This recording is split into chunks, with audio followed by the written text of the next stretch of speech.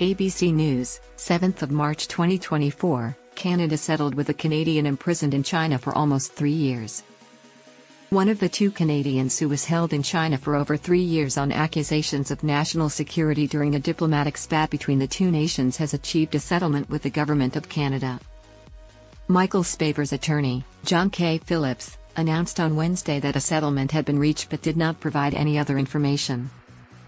Phillips stated, "I can only state that the issue between Mr. Spavor and the Canadian government has been settled." Spavor vowed to sue the government and his fellow prisoner, Michael Kovrig. Still, instead, they reached a mediated deal for roughly $6 million Canadian, $4.4 million US, according to an anonymous source that the Globe and Mail newspaper reported earlier on Wednesday.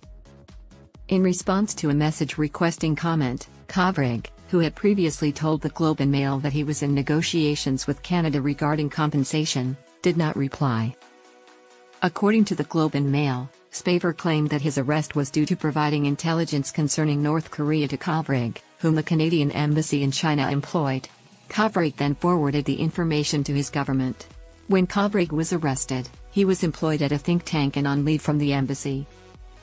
According to Canada's official narrative, the two men were kept for a long time to exert pressure on the country to free a senior Chinese tech company Huawei Technologies executive. The executive was seized in December 2018 at the request of American authorities, who wanted her to face prosecution there. Global Affairs Canada reaffirmed in a statement on Wednesday that China's arbitrary detention of Michael Spavor and Michael Kovrig was unjust and unacceptable. The Government of Canada is committed to supporting them in their efforts to turn to a new chapter in their lives based on their circumstances and impacts, and in acknowledgement of their ordeal and the suffering caused by their arbitrary detention by China, even though the 1,019 days that China arbitrarily detained them will never be erased. Citing privacy concerns, the department declined to provide additional commentary. 9 days after the Huawei executive Meng Wanzhou was detained, Spavor and Kovrig were also detained.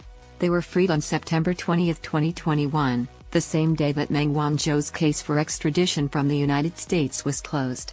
The two Canadians were allegedly accused of offenses threatening national security, according to China. Working with PEC to cultural exchange, Spavor oversaw economic, sports, and other exchanges in China, including trips to North Korea. He has met with Kim Jong-un, the leader of North Korea, and helped arrange Dennis Rodman's 2013 visit to Pyongyang, the country's capital. According to the Globe and Mail, Kovrig acted appropriately in his interactions with Spavor and adhered to the standard of laws, rules, and regulations governing diplomats. According to a report released in December by Canada's intelligence watchdog, a program that lets diplomats gather sensitive information abroad isn't adequately overseen. As a result, Canada's friends have occasionally mistaken diplomats for spies. According to the report, the program's operatives are accredited and declared diplomats who have been gathering intelligence overtly, through networks of government and non-governmental contacts since 2002. Although the country's spy agency, the Canadian Security Intelligence Service, frequently receives intelligence from diplomats, it does not have a secret spy organization like the American CIA. Guy Saint-Jacques, the former employer of Kovrig and a former Canadian ambassador to China, stated that the settlement does not imply that Kovrig was a spy.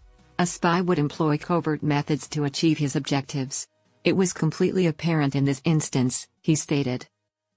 Saint-Jacques claimed that Spavor's proximity to North Korea's leader as a foreigner made him special. The federal government likely acknowledged his way of life. Saint-Jacques says he can no longer return to China to live and conduct tours in North Korea, seriously disrupting his lifestyle and career possibilities.